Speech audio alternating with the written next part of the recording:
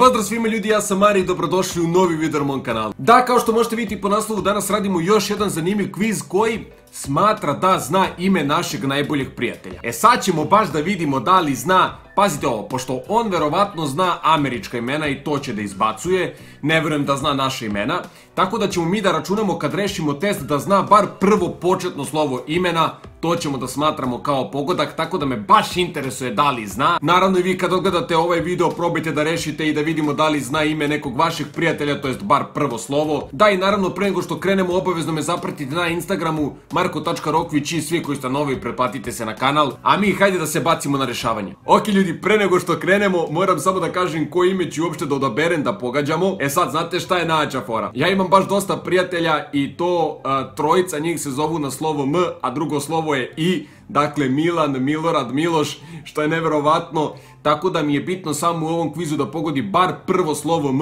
ako pogodi drugo slovo I bit će ekstra. Ajde da probamo pa da vidimo da li ovaj kviz zna ili ne zna. Ok, prvo pitanje glasi da li je njegovo ime tradicionalno muško, tradicionalno žensko ili neutralno. Pa bit će tradicionalno muško, pošto evo na primjer ajde izaberemo Milana, znači ne može ono biti neutralno, tako da idemo dalje. Rođen je koje godine, znači 60-ih, 70-ih, 80-ih, 90-ih ili 2000-ih, pa rođen je 3000-ih, znaš kao, ne šalim se ozbiljno, rođen je 90-ih. Sad ovdje ne kapiram da treba da izaberemo boju koja me podsjeća na njega, ne razumem zašto ovo i koja je ovdje poenta, ali ja ću da kažem plava, pa šta bude, mislim to je moja omiljena boja, tako da nema veze, neka bude plava. Koja reč najbolje opisuje njegovu porodicu? Pa ja inače Milanovu porodicu znam veoma dobro i naravno ovdje ću staviti loving, zato što stvarno volim njegovu porodicu, on mi je bukvalno burazer od druge mame.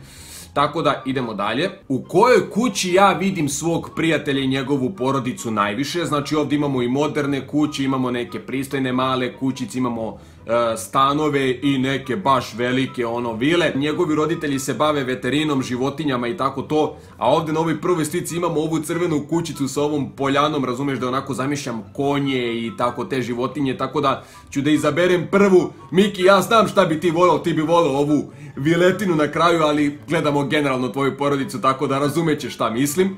Tako da biram ovaj prvi odgovor. I posljednje pitanje glasi koja profesija njima najbolje odgovara, znači koju profesiju onako im je najprikladnija. Sad da li je to na primjer na TV-u, arhitekta, učitelj, radnik ili umetnik. Njegovi roditelji se bave veterinom, njegov otac je profesor, mama ima ordinaciju, tako da ja ću reći ovdje teacher najlogičnije. I kad kliknem, hajde da vidimo da li će da pogodi ili neće. Ok ljudi, pogodio je Michael, brate, ovo je bukvalno slovo M i slovo I.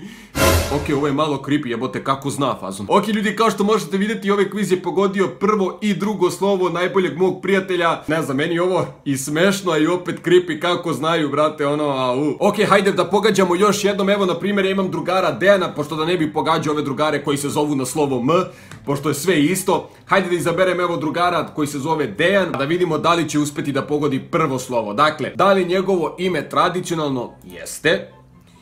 Rođen je koje godine? 90-ih, naravno. Koja boja njega najbolje opisuje? Ti ne znam, ne razumem ovo pitanje, ali ja ću da kažem tamno zelena. Eto, ne znam zašto, nekako me ta najviše asocira. Koja reč najbolje opisuje njegovu porodicu? Ajde, evo reći ćemo genuine. Koja kuća njega najbolje opisuje? Pa ne znam, ovo je škakljivo pitanje, nemam pojma, mislim ja znam da bi i Deki moj burazer isto volao jednu viletinu, ali ne znam kako njegova porodica baš razmišlja, ali ajde da kažemo na primjer moderna kuća jedna, eto, ajde da kažemo to. Koja profesija najbolje opisuje? Pa ne znam, ajde neka bude social worker, onako radnici vole da rade, da kidaju i pogodio je Zek.